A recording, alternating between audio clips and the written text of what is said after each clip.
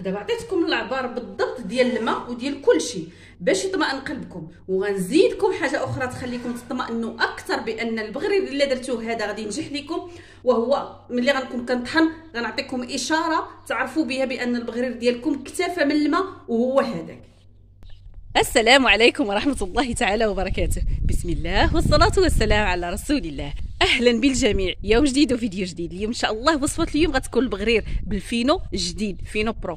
وعدتكم نهار نديرو غنتقاسموا معكم، غادي نتقاسموا معكم جميع اسراره. شوفوا ما بغيتش نطول في المقدمه، غندوز مباشره الفيديو لانه فعلا يستحق المشاهده والمتابعه والاستماع لجميع النصائح اللي فيه. كنتمنى غير ما تنساونيش من لايكاتكم احبابي. شكرا لكم بزاف بزاف، وشكرا على البارطاج، وشكرا على اي حاجه جات منكم وصدرت منكم. يلا نمشيو نشوفوا المقادير وطريقه التحضير، ونبداو على بركه الله. نقولوا بسم الله. هنا سبقتكم درت 2 كيسان ديال الفينو برو غربلتهم، وها هو الثالث بغيت نديرو قدامكم. ها هو بالقياس ديال كاس العنبه، ها نغربلوه بطبيعه الحال. ها هو 3 ديال الكيسان. علاش عطيتكم كميه قليله؟ باش تزعموا البنات المبتدئات يزعموا ينوضوا يديروه. وحاجه اخرى هو ان نهار العيد تبارك الله كيكون ماشي كنكونوا معتمدين غير على البغرير، يعني تبارك الله كاين البغرير، كاين المسمن، كاين بلاطو د الحلوه، كنديروا شويه من الحاجه. في المقادير عندي معلقه ديال سنيده، ها هي. وبالنسبه اللي ما غيبغيوش السنيده، كاين اللي ما كيبغيهاش ما يديرهاش. علاش كنديروها؟ غير باش ما كيجيناش داك ابيض من التحت يبقى بحال العجينه، لا كيولي مذهب نوعا ما، وكيكون ما كيبقاش عجينه، يعني حتى في المضغه ما كيبقاش يتلوك لكم في الفم وتحسوا به معجن في فمكم. المهم اللي ما بغاش يدير هاد المعلقه السنيده ما يديرهاش. هنا الخميره، الا كنتو غديروا بحالي هذه حبيبات ديروا معلقه صغيره ياك بحال هكا، غير معلقه صغيره. كنتو غديروا المعجونه ديروا معلقه كبيره، لان هذه كتكون قويه شويه على المعجونه. صافي. وهنايا عندي الملحه بطبيعه الحال، شي شويه اللي قياس اللي كديروا ديال الملح. هنا عندي خماره، هاد الخماره ما غاديش نديرها دابا، خليها حتى من بعد غادي نوريكم كلشي ان شاء الله. هنا غادي نجي غنخلط بحال هكا بسم الله ياك. ها هو دابا تخلط ليا هادشي. واحد الحاجه بالنسبه للمبتدئه اللي خافت انها او ما زعمتش انها دير الفينو بوحدو، ديري معلقه ديال الفورس. انا ما كنديرهاش عاده، عرفتوا شنو انا غنديرها معاكم باش هكذا نخلي البنيتات المبتدئات على خاطرهم. بحال هكذا غادي نديرها. اصلا معلقه الفورس ما دات ما جابت.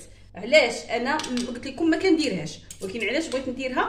غير الا خافت ان المبتدئه هذا البغرير ديالها بحكم انه فيه غير الفينو ما يجيها واقف ولا يجيها ماشي رطيطاب او لا فهمتوا؟ يعني هاد المعلقه انا عاده ما تنديرهاش نهائيا، انا هكا غير باش نخلي البنيتات قلبهم يطمئن اكثر. هنايا غادي ندويو على الماء يا البنات. هنا كيجيني تساؤل علاش ملي كنطحن البغرير ديالي كيجيني فيه الخيوط، كيجيو فيه الخيوط. ها هو السبب اللي كيخلي البغرير يجيكم فيه الخيوط، وهو انكم كديروا الماء سخون. الماء ها هو عندي دافي بمعنى دافي قريب بارد، يعني ماشي دافي السخون هذا كيما كديري صبعك كيكون تحسي به سخون نيت، لا هذا دافي. غادي نبداو على بركه الله، وغادي نعطيكم العبارات بالماء مضبوط. بسم الله. ها هو الكاس الاول، بسم الله يا ربي. ها هو نزيدو الكاس الثاني، ها هو ونزيدو الكاس الثالث. دابا عقلوا معايا، حنا راه عندنا غير 3 الكيسان ديال السميده ديال الفينو عفوا. وراه بالمناسبه ملي ذكرت السميده، رانا دايره معكم في القناه البغرير بالسميده، ودايره معكم بالسميده والفورس، ودايره معكم بالفينو، وها هو بفينو برو. دابا حنايا هنا درنا شحال؟ درنا 3. بسم الله على بركه الله. غادي نخلط بحال هكا. انا ما غندير لا فوي لا والو، اختكم بلديه. ودائما كنقول لكم كنبغي نتحسس الحاجه بيدي. ربي سبحانه عطانا الله يدينا كنحسوا بها بالحاجه. ها هو ثقيل، يعني ثقيله البنات. غادي نزيد الرابع، لان بيدك غتحسي به واش ثقيل ولا خفيف، ماشي بحال الفوي ما كيعطيك خبار. ها الرابع ياكو، ها هو. غادي نزيد نص كاس، كيبان ليا خاصو شي شويه. ها هو شتو البنات، ما كاملش نص كاس، بقى شويه على نص كاس. ها دابا كنحس به هو هذاك. دابا اش غندير من بعد ما خلطتو هكا بشويه بيديكم؟ والدبان الله يهديك ناري. دابا عرفتوا الصيف البنات غادي يسخن الحال، الدبان تيولي عندنا. الدبان تيولي عندنا بالجمله. كيقهرنا، كنعيا ونرشو، كنعيا ونسدو الشراجم نبردو، ولكن العروبيه هي هذه. ضروري كيكون فيه واحد شويه زايد على دبان، زايد على المدينه. اليوم عندنا ما نديرو، كل وقت ووقته. صافي دابا غادي نجيب بحال هكا من بعد ما خلطوه وحسيت به رطاب في يديا، غادي نجيب الخلاط باش نديرو فيه ونطحنو ان شاء الله. غادي نكب الخليط عندي هنايا كامل.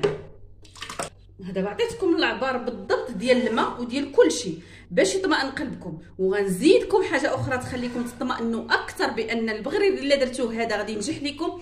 وهو ملي غنكون كنطحن غنعطيكم اشاره تعرفوا بها بان البغرير ديالكم اكتفى من الماء، وهو هذاك.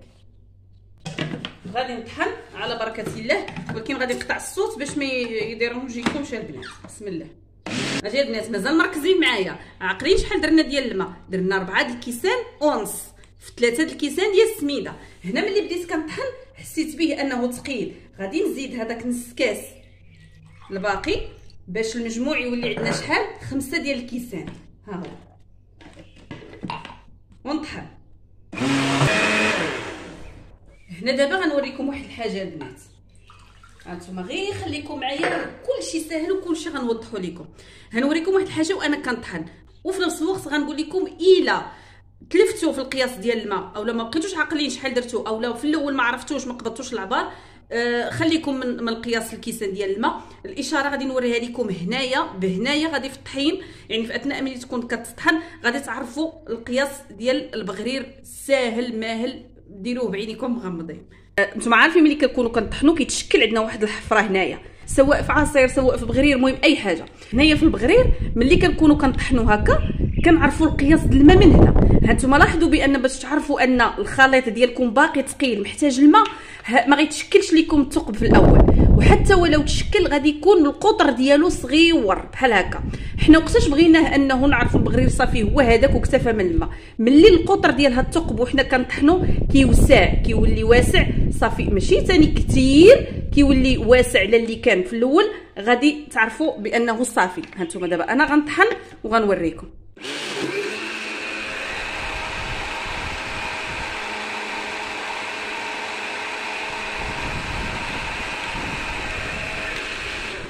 شفتوا انا هنا مازال ما تشكلش عندي داك الحفره نهائيا، هذا دليل على ان القوام باقي ثقيل. غادي نجيب الكاس السادس هو هذا، ها هو، وغنحطو حدايا. غادي نبقي نضيف شويه بشويه وانا كنطحن حتى كيتشكل عندي داك الحفره.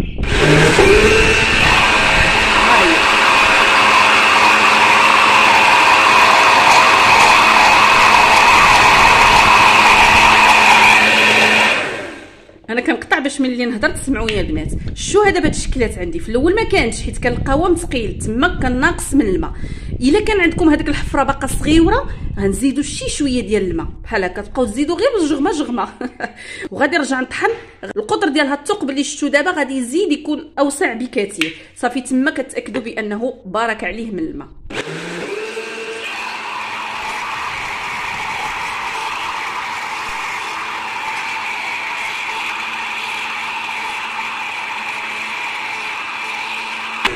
شفتوا البنات انا وضحت لكم كل شيء وقبلوا على توضيحي. انا قلت اللي كاين قلته. هنا دابا خصكم تطحنوه مزيان واحد 3 دقائق 4 دقائق، مع المراعاه بانكم مره كتحبسوا على الخلاط باش ما يسخنش لكم. ملي تساليو ديك 3 دقائق 4 دقائق خص يتشكل عندكم هاد الفقاعات هادو، ضروري فقاعات اللي مزيانين. صافي يا البنات انا طحنت. واش غندير؟ غادي نرجعوا الاناء اللي كان فيه ياك. هانتوما شفتوا الفقاعات؟ ها هنا غادي نرجعوه هنايا. شوفوا القوام ديالو ما خفيف ما جاري، غادي يجيكم هو هذاك، يعني ما ثقيل ما خفيف. صافي هنا اش غندير؟ غنجيب هذيك الخماره. انا علاش ما بغيتش نطحنها معاها من الاول؟ باش ما يقتلش ليها الجهد ديالها اولا المفعول ديالها. غادي نضيفها هنايا، ضروري تغربلوها باش الا كانت فيها شي تكتلات ما تعذبكمش شي كويرات. وغادي نرجع نخلط غير بالفوي باش قلت لكم نبقى محافظه على الجهد ديال الخماره. صافي غادي نخلط مزيان حتى تندمج ليا هادشي كامل، وغادي نغطيه ونخليه يخمر. انا البنات شحال مره قلتها لكم وفي كل فيديو ديال البغرير كنقول لكم انا ما كينجحش ليا البغرير ديال بدون اختيار. قلتها لكم شحال من مره وجربتو شحال من مره، غير لاوحتو يا ربي تسمح لي عطيتو الدجاج كلاه ما كينجحليش، يعني لان صافي من تما انا خديتها كقاعده، هو ان سر نجاح البغرير هو الاختمار، يعني دواه هو انه يخمر البنات. صافي غادي نغطيه بالسلوفان ونخليه حتى يضاعف الحجم ديالو. بالنسبه للبنات بزاف كيسولوني على شحال خليتيه يخمر، ما كنقدرش نقول لكم بالضبط غير على حسب الجو. كاين نهار اللي كيكون الصهدره في البلاصه، يعني 5 دقائق 10 دقائق كتلقايه طلع ودار كشكوشه. الايامات اللي مثلا تكوني دايره الحال بارد او نهار بارد راه كيقبط لك شويه الوقت، يعني على حسب الجو. المهم انت ملي تحليه وتلقايه دار كشكوشه ويعني تزاد المستوى ديالو فين خليتيه طلع، صافي عرفيه تما راه خمر. دابا ملي غيخمر ندوز معكم ان شاء الله لطريقه الطياب ديالو. صافي البنات هنا من بعد ما كتسخن لينا المقله كنجي كناخذ بسم الله على بركه الله، كنحط هكا وكنبقى نمشي البغريره على الحجم ديال المقله ديالي وكنحط بحال هكذا. شوفوا تبارك الله ما شاء الله. ها نتوما شوفوا العوينات، شوفوا كي غيجي كله مخرب وداير بحال الشهده يا البنات. ها نتوما هنا غنقص النار شويه. ها نتوما شفتوا البنات تبارك الله ما شاء الله، كله كيجي مخرج، ما كاينش شي بلاصه كيتقب وبلاصه ما كيتقبش، اولا بلاصه كتجي هابطه اولا بلاصه طالعه، كله متقوب. ها غيجيكم واعر البنات، غير تبعوا النصائح اللي عطيتكم غيجيكم زوين. صافي كتخليوه بحال هكا، ملي كتبقى تبان لكم العجين انها بدات كتنشف، ديك الساعه ها هي راه كتبدا تنشف شويه بشويه، ديك الساعه صافي كتجيو كتزولوها هكا هي الراسه كتهز. بالنسبه اللي كيقول لي واش كتبردي المقله ولا ما كتبرديش المقله، انا ما كنبردش المقله البنات نهائيا. ملي كنبدا نطيب فيها في الاول حتى كنسالي، صافي كندير لها هكا وكنحطها على واحد المنديل وهي سخونه البنات، كنرجع عليها المنديل بحال هكا باش دوك الحواف ديالها ما يجيكمش كارمين وقاصحين، وهكذا ونعاود نطيب الثانيه حتى كنسالي الكميه كلها. شوفوا البنات ملي تهزوا البغريره بحال هكا معضو تبان لكم بانه كلها مثقبه كيف ما كتشوفوا، راه عرفوه ناجح. كذلك ملي ديروا بحال هكا وتبان لكم صباعكم موراها، راه البغرير ديالكم زوين وخفيف هكا، يعني ما ثقيلش. وشوفوا تبارك الله كي رخو رطيطب زوين شهوه منه. درت الكميه كلها اللي عندي، كلهم تبارك الله جاو. ها نتوما ما شاء الله كله جا مثقب. ها نتوما البنات كامل، ها شوف غير هزوا مع الضو وتعزلوا ليا مع راسكم. تبارك الله راه سبق لي درت معكم بغرير اللي تبارك الله لقى عليه 2 مليون مشاهده، واللي جرباتو كترجع وكتشكرني لانه ناجح وصدق ليها. صافي كما قلت لكم غطيوها البنات، وفي الاخر ملي تبغيو نسخنوه الفطور هكا نهار العيد صافي كدوبي شويه ديال الزبيده، كدوبي شويه الزبيده وعسيله وكتسقيه هكا من الفوق وكتحطيه معمر في المائده ديالكم. كنتمنى يا ربي الفيديو اليوم يعجبكم، ولا عجبكم ما تنساونيش من لايكاتكم احبابي، وشكرا لكم كاملين ومع الف سلامه.